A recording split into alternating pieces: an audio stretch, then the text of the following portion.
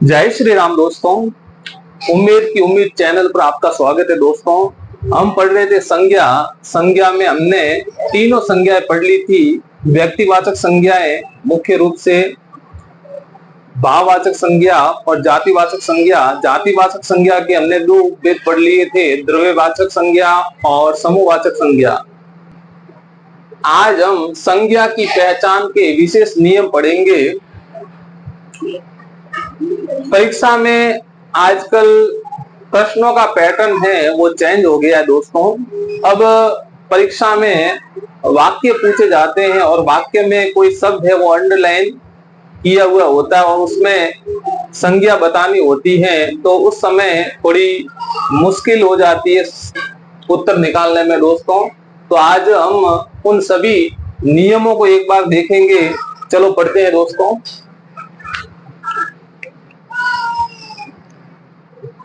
संज्ञा की पहचान के विशेष नियम। पहला नियम क्या है? व्यक्तिवाचक संज्ञा का कोई शब्द जब अपने साथ अन्य नाम का बोध कराता है तो उस अन्य नाम में जातिवाचक संज्ञा होती है। यानी व्यक्तिवाचक संज्ञा का कोई शब्द जब अपने साथ अन्य नाम का बोध कराता है। व्यक्तिवाचक संज्ञा का कोई शब्द जब अपने साथ अन्य नाम का बोध कराता है तो उस अन्य नाम में जातिवाचक संज्ञा होगी दोस्तों। अन्य नाम में कौन सी संज्ञा होगी? जातिवाचक संज्ञा होगी। ठीक है ना। जैसे हम किसी वस्तु का किसी उपमान के साथ में, ठीक है, तुलना करते हैं, ठीक है ना, तो जो उपमान होता है या फिर अन्य नाम होता है व्यक्ति का, वह जातिवाचक संज्ञा बन जाएगी दोस्तों। जैसे नियम देखिए, नियम के अनुसार उदाहरण देखिए दोस्तों। सीता तो हमारे घर की गंगा है। गंगा में कौन सी संज्ञा होगी? क्योंकि हमने संगीता का अन्य नाम रखा है गंगा। संगीता का अन्य नाम क्या रखा है? गंगा। तो वो अन्य नाम क्या होगी? जातिवाचक संज्ञा होगी। क्या होगी? जातिवाचक संज्ञा। तो गंगा है, गंगा में जातिवाचक संज्ञा है दोस्तों। गंगा में कौन सी संज्ञा है? जातिवाचक संज्ञा है। नेहल हमारे घर की लक्ष्मी है, ठीक है ना। तो नेहल ये तो व्यक्तिवाचक संज्ञा है, ठीक है ना। नेहल कौन सी है? व्यक्तिवाचक संज्ञा है। अब नेहल का अन्य नाम क्या रखा है? लक्ष्मी।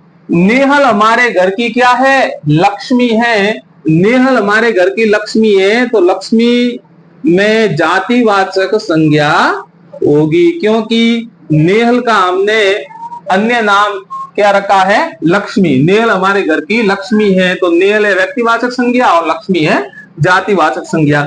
भारत में अनेक जयचंद है। भारत में अनेक जयचंद है, तो भारत में क्या है? भारत है वो व्यक्तिवाचक संज्ञा है दोस्तों, ठीक है ना। व्यक्तिवाचक संज्ञा है भारत, और जयचंद है वो क्या है? जातिवाचक संज्ञा है। जातिवाचक संज्ञा है दोस्तों। क्योंकि भारत, ये जयचंद का प्रयोग किस लिए करते हैं? ठीक है ना। जो विश्वासघात करता है तो उनके लिए, जो दगा देता है उनके लिए क्या है? जयचंद का प्रयोग करते हैं। तो कालिदास को भारत का शेक्सपियर कहा जाता है। कालिदास को भारत का शेक्सपियर कहा जाता है। तो कालिदास क्या है? कालिदास में कौन सी संज्ञा है? व्यक्तिवाचक संज्ञा है दोस्तों। कालिदास में कौन सी संज्ञा है? व्यक्तिवाचक संज्ञा है, ठीक है ना। और शेक्सपियर, कालिदास की तुलना किससे की है? भारत के शेक्सपियर से की है, ठीक है ना। कालिदास को भारत का शेक्सपियर कहते हैं। तो कालिदास का अन्य नाम क्या है? शेक्सपियर। तो शेक्सपियर में कौन सी संज्ञा है? जातिवाचक संज्ञा है।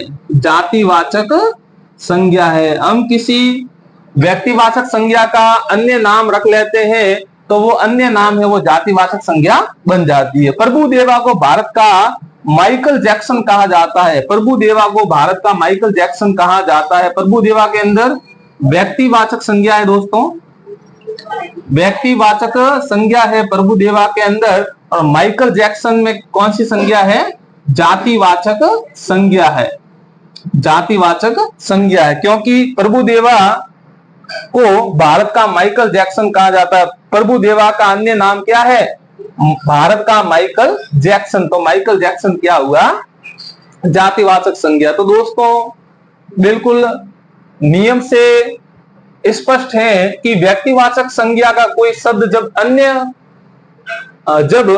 अपने साथ अन्य नाम का बोध कराता है तो वो अन्य नाम वाली जो है वो जातिवाचक संज्ञा बन जाएगी। अन्य नाम है वो जातिवाचक संज्ञा बन जाएगी। इन सभी उदाहरणों के अंदर, ठीक है ना, जो व्यक्तिवाचक संज्ञा है, व्यक्तिवाचक संज्ञा का अन्य नाम क्या है? जातिवाचक संज्ञा। तो इधर वाली सारी क्या है? जातिवाचक संज्ञा, क्योंकि ये व्यक्तिवाचक संज्ञा का अन्य नाम रखा है। ठीक है ना। संज्ञा की पहचान का दूसरा नियम क्या है कि जातिवाचक संज्ञा का कोई शब्द जब किसी व्यक्ति विशेष के अर्थ में रूढ़ हो जाता है, जातिवाचक संज्ञा का कोई शब्द जब किसी व्यक्ति विशेष के अर्थ में क्या हो जाता है? रूढ़ हो जाता है, रूढ़ हो जाता है। जातिवाचक संज्ञा का कोई शब्द जब किसी व्यक्ति विशेष के अर्थ में रूढ़ हो जाता है तो वहां व्यक्तिवाचक संज्ञा होगी। ठीक है ना, व्यक्तिवाचक संज्ञा होगी। दूसरा नियम यही कहता है। चलो उदाहरण से देखते हैं। गांधी ने देश को सत्य और अहिंसा का पाठ पढ़ाया। गांधी ने देश को सत्य और अहिंसा का पाठ पढ़ाया। गांधी के नीचे अंडरलाइन है। हालांकि गांधी जो शब्द है वो जातिवाचक संज्ञा है दोस्तों, लेकिन ठीक है ना, जो यहाँ पे गांधी आया है, यहाँ पे गांधी, किस गांधी? यहाँ पे जाति की बात नहीं हो रही है। गांधी कौन है? ठीक है ना, गांधी ने देश को सत्य और अहिंसा का पाठ पढ़ाया। सत्य और अहिंसा का पाठ पढ़ाया। सत्य और अहिंसा का पाठ पढ़ाने वाला कौन था?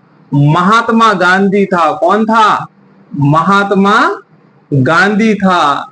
तो यहाँ पे महात्मा गांधी की बात हो रही है दोस्तों। तो गांधी जातिवाचक संज्ञा होते हुए भी यहाँ पे गांधी है वो व्यक्तिवाचक संज्ञा है। कौन सी है? व्यक्तिवाचक संज्ञा है, क्योंकि यहाँ पे जातिवाचक ये गांधी शब्द है, लेकिन यहाँ पे विशेष व्यक्ति के अर्थ में ये गांधी शब्द है वो रूढ़ अर्थ में प्रकट हो जाता है। तो यहाँ पे गांधी शब्द है वो व्यक्तिवाचक संज्ञा बन जाती है। दूसरा देखिए दोस्तों उदाहरण। नेहरू ने विदेशों में भारत को पहचान दिलाई। नेहरू ने विदेशों में भारत को पहचान दिलाई। ठीक है ना, नेहरू एक जातिवाचक संज्ञा है। ठीक है ना, नेहरू में। लेकिन यहाँ पे नेहरू, किस नेहरू की बात हो रही है? जवाहरलाल नेहरू की बात हो रही है। जवाहरलाल नेहरू की बात हो रही है। ठीक है ना। तो यहाँ पे नेहरू शब्द में कौन सी संज्ञा है? व्यक्तिवाचक संज्ञा है दोस्तों। कौन सी संज्ञा है? व्यक्तिवाचक संज्ञा है, क्योंकि नेहरू शब्द जातिवाचक होते हुए भी यहाँ पे विशेष व्यक्ति के अर्थ में ये शब्द है वो रूढ़ हो जाता है, तो वहां पे ये व्यक्तिवाचक संज्ञा है दोस्तों। शास्त्री जी ने एक महान व्यक्तित्व थे। शास्त्री जी एक महान व्यक्तित्व थे। यहाँ पे शास्त्री जी, शास्त्री के नीचे अंडरलाइन है। अब ये शास्त्री, ठीक है ना, जाति का बोध नहीं हो रहा है यहाँ पे। शास्त्री जी एक महान व्यक्तित्व थे। किस शास्त्री की बात हो रही है? हीरालाल शास्त्री की बात हो रही है। किस शास्त्री की बात हो रही है? हीरालाल शास्त्री की बात हो रही है। तो ये शास्त्री है, ये शास्त्री में भी व्यक्तिवाचक संज्ञा है दोस्तों। कौन सी संज्ञा है? व्यक्तिवाचक संज्ञा है। जातिवाचक संज्ञा होते हुए भी शास्त्री में ये रूढ़ अर्थ बन जाता है। ठीक है ना, तो ये व्यक्तिवाचक संज्ञा है। पटेल ने देश की एकता और अखंडता को बनाए रखा। पटेल ने देश की एकता और अखंडता को बनाए रखा। तो पटेल शब्द के नीचे अंडरलाइन है। तो पटेल ये जाति वाचक शब्द है दोस्तों, लेकिन ये पटेल, किस पटेल की बात हो रही है यहाँ पे? पटेल ने देश की एकता और अखंडता को बनाए रखा। ठीक है ना, ये सरदार वल्लभ भाई पटेल की बात हो रही है। सरदार वल्लभ भाई पटेल की बात हो रही है। सरदार वल्लभ भाई पटेल की बात हो रही है। तो पटेल शब्द में कौन सी संज्ञा है? व्यक्तिवाचक संज्ञा है दोस्तों। कौन सी संज्ञा है? व्यक्तिवाचक संज्ञा है। वाक्य में ये प्रयोग शब्द हुआ है, इससे भी पता चल जाता है कि पटेल ने देश की एकता और अखंडता को बनाए रखा। ठीक है ना, पटेल तो एक ही है, सरदार वल्लभ भाई पटेल, जिसने देश की एकता को बनाए रखा था। तो पटेल के अंदर व्यक्तिवाचक संज्ञा है। मोदी जी ने देश को अलग पहचान दिलाई। अब मोदी के नीचे क्या है? अंडरलाइन। मोदी में कौन सी संज्ञा है? मोदी जी ने देश को अलग पहचान दिलाई। ये मोदी जो यहाँ पे शब्द है, मोदी में कौन सी संज्ञा है? जातिवाचक संज्ञा है। लेकिन जातिवाचक होते हुए भी ये मोदी शब्द है, ठीक है ना, मोदी शब्द है। ये किस मोदी की बात हो रही है? नरेंद्र मोदी की बात हो रही है। श्रीमान भारत के पीएम है ये हाल ही में, तो ये नरेंद्र मोदी की बात हो रही है। मोदी जी ने देश को अलग पहचान दिलाई। यहाँ पे मोदी शब्द है, इसके अंदर जातिवाचक संज्ञा है, लेकिन जातिवाचक होते हुए भी ये मोदी शब्द है, ये किसी विशेष व्यक्ति के अर्थ में ये शब्द है वो रूढ़ हो जाता है। तो यहाँ पे मोदी में भी कौन सी संज्ञा है? व्यक्तिवाचक संज्ञा है दोस्तों। मोदी में कौन सी संज्ञा है? व्यक्तिवाचक संज्ञा है, ठीक है ना। तो जातिवाचक संज्ञा का कोई शब्द जब किसी व्यक्ति विशेष के अर्थ में रूढ़ हो जाता है तो वहां पे व्यक्तिवाचक संज्ञा होती है दोस्तों। कौन सी संज्ञा होती है? व्यक्तिवाचक संज्ञा होती है। नियम तीसरा, भाववाचक संज्ञा का प्रयोग हमेशा एक वचन में किया जाता है। किसका? भाववाचक संज्ञा का प्रयोग हमेशा एक वचन में किया जाता है, ठीक है ना। भाववाचक संज्ञा का प्रयोग हमेशा एक वचन में किया जाता है, ठीक है ना। और हमने आगे भी पढ़ा है कि व्यक्तिवाचक संज्ञा का प्रयोग हमेशा एक वचन में किया जाता है, ठीक है ना। तो भाववाचक संज्ञा का प्रयोग हमेशा एक वचन में किया जाता है। भाववाचक संज्ञा बहुवचन में प्रयोग होते ही जातिवाचक संज्ञा का रूप धारण कर लेती है। अगर भाववाचक संज्ञा बहुवचन में प्रयोग में ली जाती है तो वहां पे जातिवाचक संज्ञा होगी दोस्तों, ठीक है ना। भाववाचक संज्ञा का प्रयोग हमेशा एक वचन में होता है, लेकिन भाववाचक संज्ञा का प्रयोग अगर बहुवचन में होता है तो वहां पे कौन सी संज्ञा होगी? वहां पे जातिवाचक संज्ञा होगी दोस्तों, ठीक है। जातिवाचक संज्ञा का रूप धारण कर लेगी भाववाचक संज्ञा। देखिए दोस्तों, उदाहरण से समझते हैं।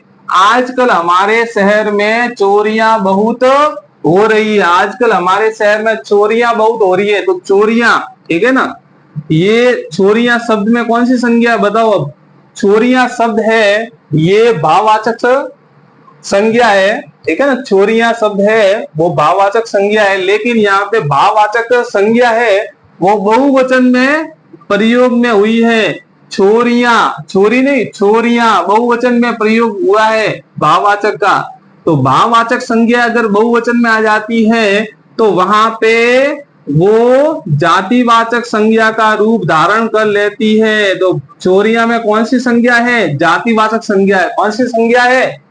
जातिवाचक संज्ञा है दोस्तों, ध्यान रखना।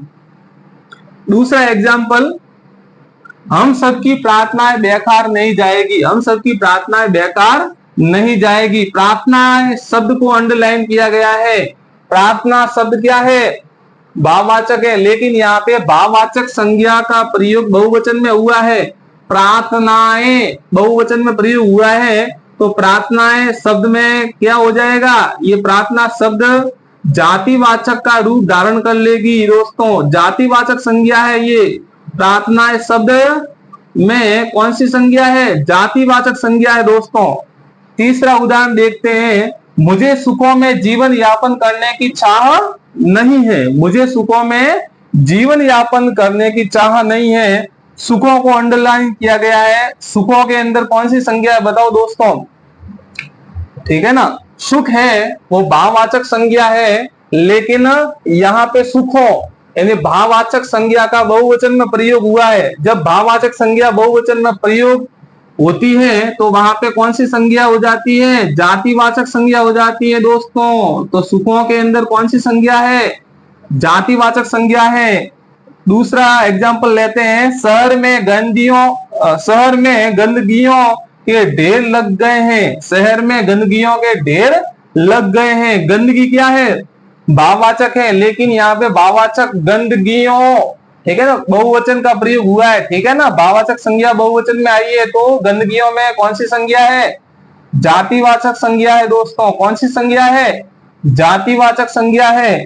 दूसरा एग्जाम्पल लेते हैं, अब तो नजदीकियां भी दूरियां बन गई है। अब तो नजदीकियां भी दूरियां बन गई है। देखो इस उदाहरण के अंदर दो शब्दों में अंडरलाइन है, नजदीकियां और दूरियां, ठीक है। नजदीकियां और दूरियां, कौन सी संज्ञा है इन दोनों में? अब तो नजदीकियां भी दूरियां बन गई है। नजदीकियां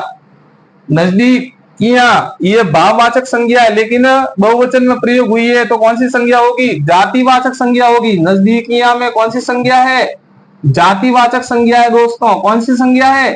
जातिवाचक संज्ञा है। यहाँ पे दूरियां, दूरी, ठीक है, दूरी क्या है? भाववाचक संज्ञा है, लेकिन दूरियां भाववाचक संज्ञा का भाववाचक संज्ञा बहुवचन में प्रयोग में ली गई है, तो बहुवचन में प्रयोग हुई है, तो यहाँ पे भी दूरियां के अंदर भी जातिवाचक संज्ञा है दोस्तों। इन दोनों में जातिवाचक संज्ञा। अब तो नजदीकियां भी दूरियां बन गई है। नजदीकियां इसके अंदर भी जातिवाचक है और दूरियां इसके अंदर भी जातिवाचक है। लास्ट उदाहरण देखिए, उस पर दुखों का पहाड़ टूट पड़ा। उस पर दुखों का पहाड़ टूट पड़ा, ठीक है। दुख के नीचे क्या है? अंडरलाइन है, ठीक है। दुख क्या है? भाववाचक संज्ञा है, ठीक है, लेकिन भाववाचक संज्ञा बहुवचन में यहाँ आई है, दुखों, ठीक है ना, दुखों।